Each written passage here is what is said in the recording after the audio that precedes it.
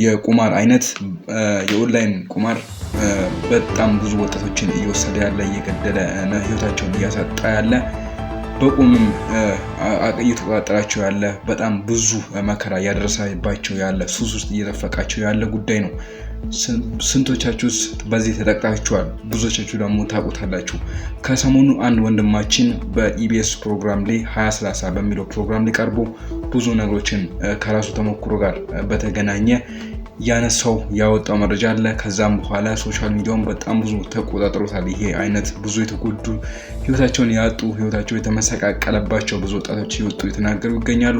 ነገር ግን ይሄ ወጣት ይህን መረጃ ከተናገረ ካወጣ በኋላ ተሰውሯል፣ ጠፍቷል እያሉ ይገኛሉ።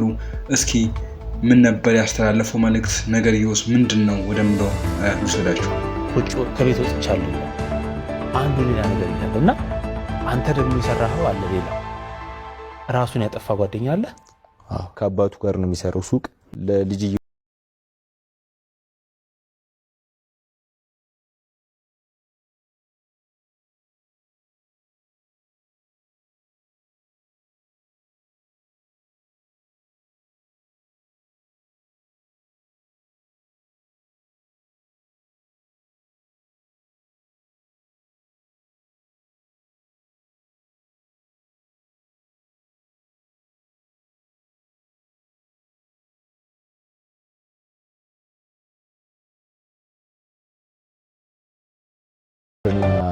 ቢያንስ 3 አመት ሰርቻለሁ።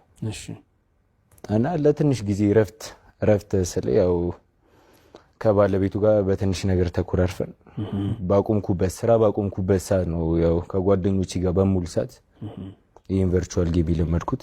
ውሎ አጠገብ ባሉ ሰዎች ይወሰናል። ሲጫወቱ አየው በቃ እኔም ቀስ በቀስ በቀን 200 300 እያልኩ ገባው። 3 አመት የለፈውትን ብር ያው 7 ወር ራሱ አላቆየሁትም። ወዲያው ነው በቃ ከምል በላይ በልህ ያጣሁትን ብር እያሰብኩ እየተናደድኩ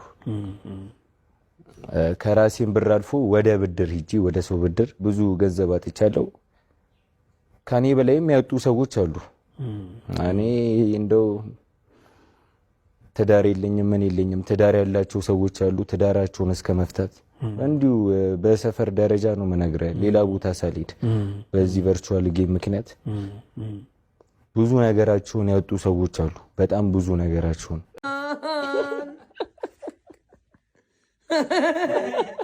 እንግዲህ ይሄኛው ልጅ እንዳጋጣሚ ሆኖ በቃኝ ብሎ በሚዲያ ላይ ወጥቶ ይሄን ሚስጥር ተናገረ እንጂ በጣም ብዙ የሆኑ ወጣቶች በየቤታቸው እየተሰቃዩ ይገኛሉ። ምክንያቱም ቁማር በጣም ትልቅ የሆነ ሱስ ነው። ከብዙዋን ከሚበሉ ከሚጠጡ ሱሶች የበለጠ በጣም ሱስ ነው። አንዴ ይጀመራል፣ የኪስ ገንዘብን ይወስዳል። ከዛ ያንን ገንዘብ ለማስመለስ ሲባል ብዙ ዕዳ ውስጥ ተገብቶ ያለ ንብረት የተጠራቀመ ነገርን ኢንቨስት አድርጎ እንደገና ያንን ቁማር ይጫወታሉ። ያን ብር ለመመለስ ሱስ ውስጥ ይገባል። በጣም ከባድ ይሆንና ወጣቱ በጣም እዚህ ውስጥ የተዘፈቀ ነው። እንግዲህ እንዴትም አድርጋችሁ ጸልያችሁም ቢሆን ከዚህ ቁማር እንድትላቀቁ እጠይቃለሁኝ። እግዚአብሔር ይርዳችሁ፣ ከዚህ ቁማር ያውጣችሁ። እስኪ እናንተ ክቡራን ተመልካቾቼ ስለዚህ ነገር ምን ትላላችሁ? በነገራችን ላይ ያ ልጅ ኢቢኤስ ላይ ቀርበው ይህንን መረጃ ከተናገረ በኋላ ከዛ ተሰውሯል፣ ጠፍቷል እየተባለ ይገኛል። አዲስ መረጃ ሲኖር ወደ እናንተ የማመጣ ይሆናል። ክቡራን ተመልካቾቼ እንግዲህ ሰሞኑን በሚቀጥሉት 2 ቀናት የኢሬቻ በዓል በኦሮሞ ተወላጆች ዘንድ በጣም ይከበራል፣ ይታወቃል ከጥንት ጀምሮ። ነገር ግን ይህ በዓል ከሃይማኖት ጋር የሚነሱ ጥያቄዎች አሉ። ከተለያዩ ከእምነት አንፃር ይህ ጉዳይ እንዴት ይታያል የሚለውን አምና የምናስታውሰው ነው። ከኢትዮጵያ ኦርቶዶክስ ተዋሕዶ ቤተክርስቲያን ብፁዕ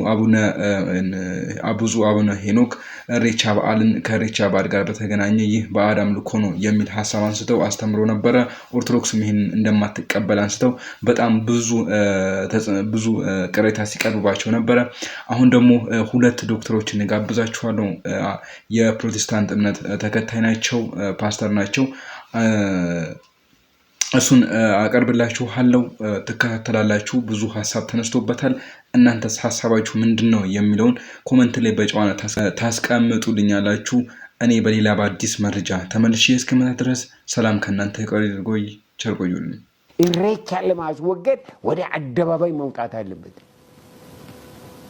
ገዳይ የገዳይ ለማንም የማይራራ ኢሬቻ ስርዓትና አከባበር አልፎ መንፈሱ በሰዎች ላይ የሚያስከትለው መከራና ስቃይ በቋንቋ ማስቀመጥ የሚሞከር አይደለም።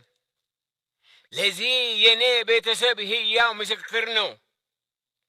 ለቤተሰቦቼ በተለይ በእናቴ ላይ ከመናፍስት ዓለም የሚመጣባት ኃይለኛ ጥቃት ነበር። ከበዓሉ በኋላ ማታ ወደ ቤት ስንመለስ እናቴ እጅግ በሚያስጨንቅ መንፈስ ተይዛ ስለሆነ የምትመለሰው በቤታችን ጤና ሆነ ወይም ሰላም አልነበረም። ሰይጣን እያፏጨ መጥቶ እናቴን ሲደፋት እኔ በጆሮዬ ሰምቻለሁ፣ በዓይኔም አይቻለሁ። እንዲሁም በአባቴና በእናቴ መካከል ፍጹም ሰላም አልነበረም። ይህ በእናቴ ብቻ ሳይሆን በዛ ለአምልኮ በተገኙ ሴቶች ሁሉ በየቤታቸው የሚያልፉበት የጓዳ ስቃይና ሰቆቃ እንደነበር እንሰማ ነበረ። መንፈሱ የሚሰራው በህብረተሰብ መካከል ሰላም እንዳይኖር ጭቅጭቅና አምባጓሮ በማስነሳት ነው። ስለሆነም በህብረተሰቡ መካከል ልባዊ መያያዝ አልነበረም። ይህን ሁሉ እያየሁ አድጌ አሁን የኢሬቻ በዓል የሰላም በዓል ተብሎ ለህዝብ መቅረቡ ከእውነት የራቀ በመሆኑ እጅግ አዝናለሁ። በዛን ጊዜ በህብረተሰባችን መካከል በኢሬቻ አከባበር መልእክትን የሚያስተላልፈው ቃልቻ ሁሉን ያውቃል ተብሎ ስለሚታሰብ ትልቅ ስልጣን ነበረው። ስለሆነም በአካባቢው ለሚወለዱት ህፃናት ስም ያወጣላቸው ዘንድ ወደ እርሱ ይወሰዳሉ። ስም ካወጣላቸው በኋላ የወደፊት ዕድላቸውን ምን እንደሚሆን በጥንቆላ ይነግራቸው ነበር።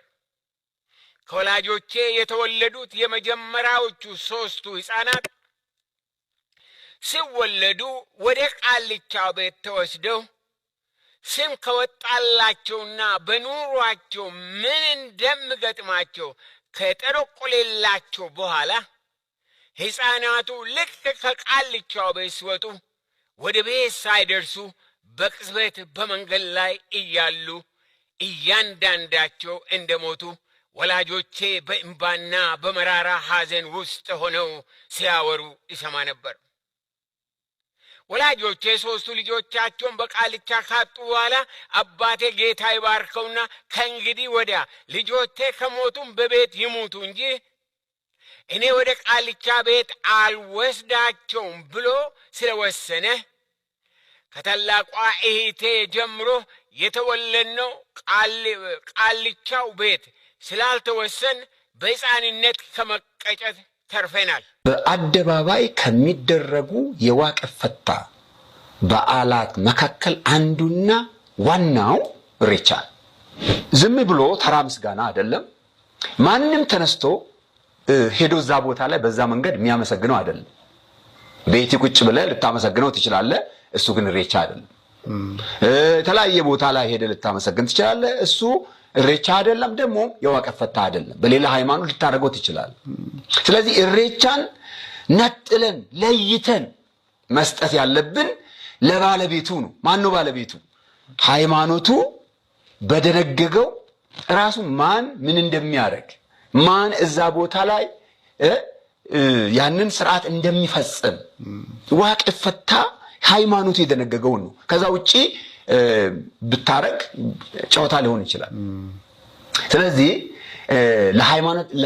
ለሃይማኖቱ ሰዎች the highest time ነው ዋቃን ለማመስገን ማለት። በአመት 2 ጊዜ ይደረጋል። የመጨረሻው በቃ የመጨረሻው ክላይማክሱ ማለት ነው። ስለዚህ የሃይማኖቱ የመጨረሻው ነገር ነው።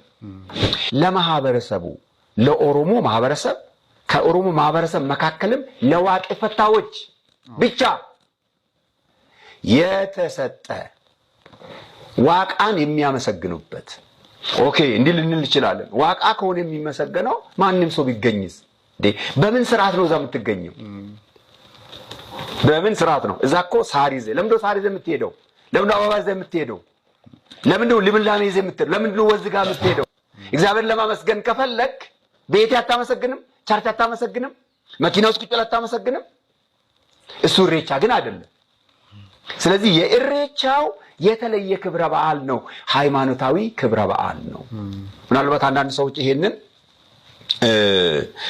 ከታንክስ ጊቪንግ ጋር ዝም ብሎ ኒውትራል ለማድረግ ይፈልጋሉ። እሱም በኋላ እንመጣበታለን። ግን ኢሬቻ አደባባይ ላይ የሚደረግበት፣ ሆራ ላይ የሚደረግበት፣ እንደገና ደግሞ በጋ ላይ በተራራ እንደዚህ የሚደረግበት የራሱ የሆነ ስራ ስላለው ነው። እዛ የሚገኙ ሰዎችም የዋቀፈታ ሃይማኖት አማኞች ናቸው።